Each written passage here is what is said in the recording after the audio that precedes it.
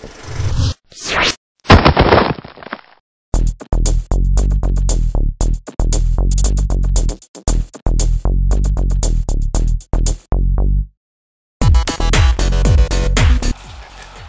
पिछले 33 सालों से इस इंडस्ट्री में हूँ, स्टेज पर शोज़ कर रहा हूँ, गाने गा रहा हूँ, इसलिए सोचा कुछ अलग क्यों ना करें। तो इसलिए कामाक्षी आर्ट और मेलोडी मेकर्स ने मिलकर ये शो प्रोड्यूस किया जिसका नाम है अमिताभ और मैं, जिसमें मैं अपने बेटे सिद्धांत और अर्पिता ठक्कर के साथ अमित जी के जो हिट गाने हैं, सुपर हिट गाने, उनमें से कुछ गाने चुनकर हम लोग पेश करेंगे। और वो गाने जो किशोरदा, मुकेश जी, रफ़ी साहब, आर.डी. बर्मन इन्होंने गाए हैं, अमित जी ने खुद गाए हैं, मैंने खुद गाए हैं। तो ऐसे गाने हम पेश करेंगे और साथ में सिलसिला, कभी कभी, शराबी, अमर अकबर एंथनी, अग्निपथ, दीवार, इस फिल्म के डायलॉग्स भी हम पेश करने वाले हैं। और ये एक 10 सिटी का टूर है। 2 शो हमने पूना में ऑलरेडी कर चुके हैं और ये पहला शो है मुंबई में 8 तारीख को रविंद्र नाट्य गृह में, और 20 जून को भी रविंद्र में है, 10 अक्टूबर को षणमुखानंद में है, अगस्त में भाईदास हॉल में है। उसका करने का मकसद ये है कि मैंने इतने सालों से काम किया तो मैंने सोचा कुछ अलग क्यों ना लोगों को दूँ। तो अब मुझे वापस देने की बारी आई, तो मैंने सोचा ट्रिब्यूट क्यों ना मैं अमित जी से शुरू करूं, तो इसलिए इस शो की शुरुआत है।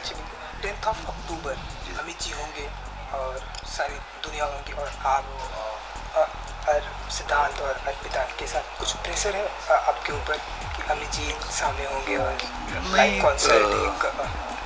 अमित जी सामने होंगे तो ज़रूर प्रेशर तो होगा ही, पर ऐसा कुछ नहीं है।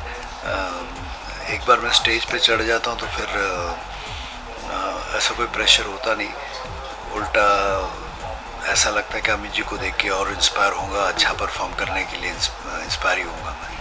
सिद्धांत और अर्पिता थोड़ा बहुत नर्वस है, लेकिन कि उनका कहना है, सिद्धांत का कहना है कि मैं डैडी को फॉलो करूँगा, अर्पिता का कहना है कि मैं सिद्धांत को आपको फॉलो करूँगी, कि क्योंकि अमित जी जब होते हैं, जैसा कि आपने कहा, थोड़ा बहुत प्रेशर होता है, तो साथ में लेके कैसे आप हैंडल करने वाले हैं सारी चीज़ें?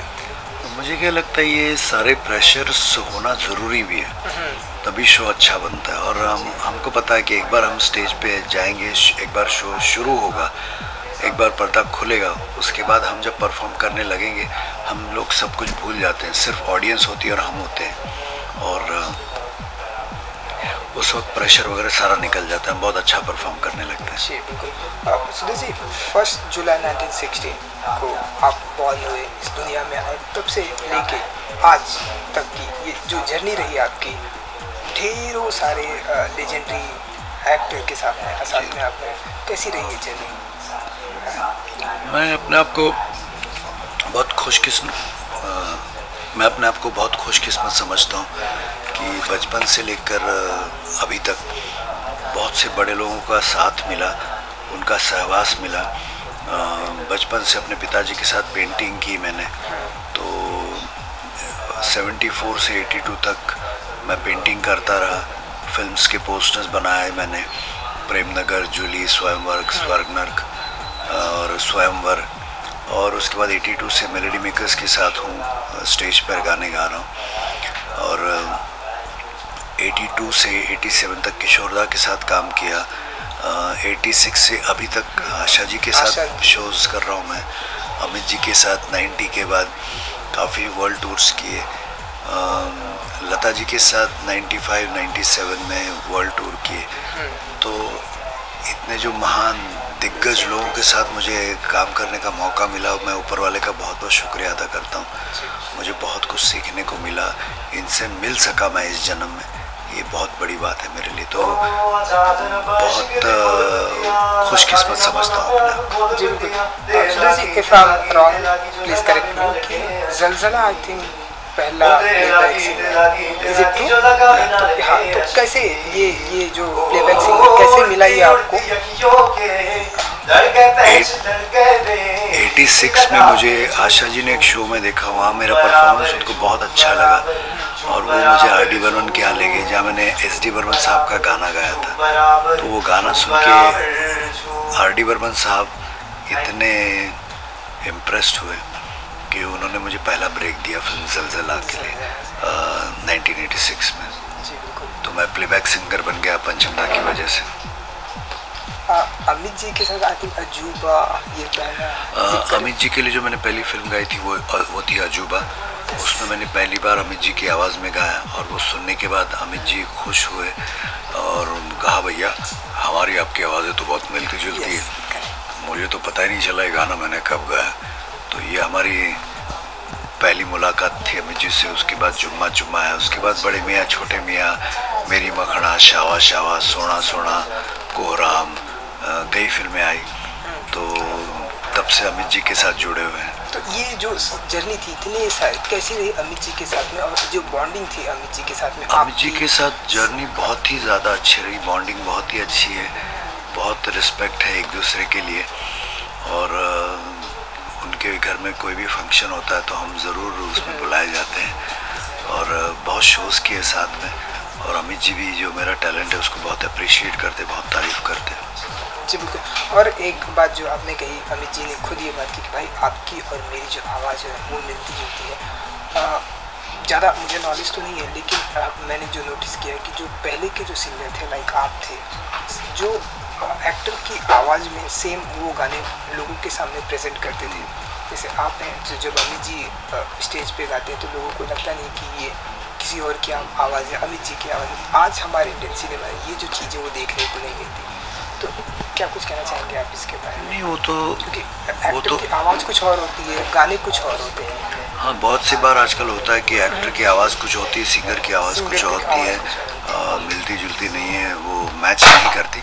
लेकिन मैं पहला मेरे साथ एक्सपेरिमेंट किया लक्ष्मीकांत प्यारेलाल जी ने कि अमित जी की आवाज़ में मुझसे गवाया, और पहला एक्सपेरिमेंट था जो सक्सेसफुल हुआ। तो मेरे ख्याल से उसके बाद उसकी वजह से मुझे कई गाने अमित जी के गाने को मिले। जी बिल्कुल। और आई थिंक जो मिमिक्री और गाने के साथ में मिमिक्री वो पहला ट्रेंड आपने स्टार्ट किया। जी जी। तो हम वो चाहेंगे उसके बारे में कुछ बताइए। और जैसे मैंने अजूबा में पहले बार गाया तो वो गाने अमित जी ने पसंद किए, उसके बाद वो ट्रेंड हुआ कि मैं जुम्मा जुम्मा में गाया और वो गाना हिट हुआ, लोगों को पता नहीं चला कि ये गाना अमित जी ने नहीं गाया है। तो उसके बाद वो ट्रेंड शुरू हुआ और मेरे ख्याल से हिस्ट्री में पहली बार ऐसा हुआ कि कोई किसी ने एक्टर की आवाज़ में गाया और वो लोगों को पता ही नहीं चला। जी बिल्कुल। तो एक अगर कोई लाइन जो गाने के साथ में मिमिक्री के साथ में अगर आप हमें सुनाना चाहें। एक पंजाबन कुड़ी पंजाबन, कुड़ी पटाखा दिल चुरा के ले गई, सोना सोना और दिल मेरा सोना, सुरमे वाले नैन लड़ा के ले गई, सोना सोना हर दिल मेरा सोना। हाँ जी बिल्कुल। सुरेश जी, और एक बात जानना चाहूँगा कि जो जब एक्टर, डायरेक्टर, प्रोड्यूसर, सिंगर जो कोई भी होते हैं, जब वो अब मेहनत करते हैं तो उन्हें काफ़ी सारे अवार्ड मिलते हैं, अप्रिसिएट करते हैं। ऐसे ही एक अवार्ड मदर टेरेसा, एक अवार्ड जो आई थिंक 2008 में जो आपको मिला, तो क्या कुछ फीलिंग थी उस समय? और जब कोई अवार्ड मिलता है तो बहुत अच्छी फीलिंग होती है, प्रोत्साहन मिलता है, इनकरेजमेंट मिलती है।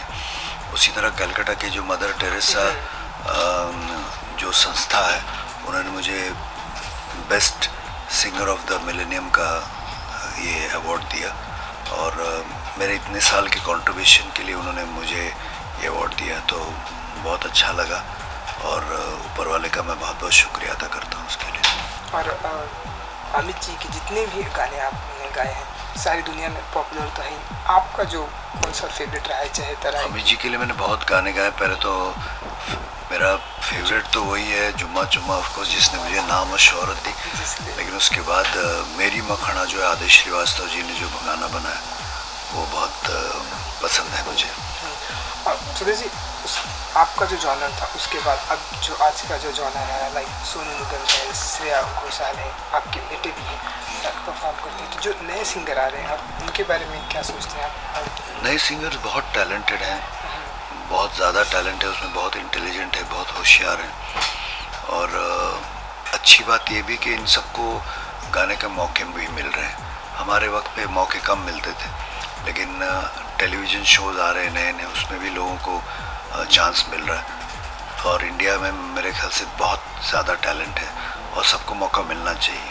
जी बिल्कुल। रैप और जो आइटम सॉन्ग है उनके बारे में क्या सोचते हैं? रैप और आइटम सॉन्ग्स कुछ फिल्मों में जहाँ सिचुएशन होती है वहाँ अच्छे लगते हैं, लेकिन जो लिरिक्स होते हैं गंदे लिरिक्स, उनका जो दर्जा जो कम होता जा रहा है उससे थोड़ी सी परेशानी होती है। जी बिल्कुल। और जाते जाते एक गाना अगर अमित जी का कोई, जैसे कि आपने कहा जुम्मा जुम्मा का जुम्मा जुम्मा दे दे,